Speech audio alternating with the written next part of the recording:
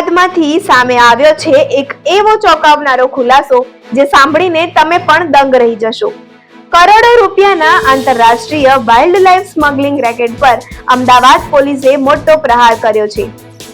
Ahmedabad police commissioner અને zone 7 પોલીસના માર્ગદર્શન હેઠળ ચાલી રહેલી ખાસ વોચ દરમિયાન એલસીબી ઝોન 7ને મોટી સફળતા મળી છે.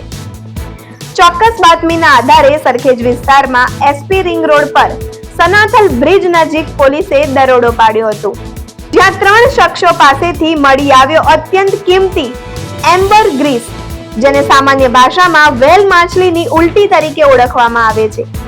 પોલીસે આરોપીઓ પાસેથી કુલ 1 કિલો 823 ગ્રામ એમ્બર ગ્રીસ જપ્ત કર્યો છે. આ જપ્ત કરાયેલા જથ્થાની આંતરરાષ્ટ્રીય બજારમાં કિંમત અંદાજે 1,82,30,00,000 રૂપિયા હોવાનું સામે આવ્યું છે.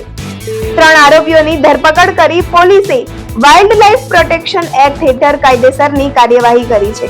અમદાવાદ પોલીસની આ કાર્યવાહીથી એક મોટા ગેરકાયદેસર રેકેટનો પર્દાફાશ થયો છે.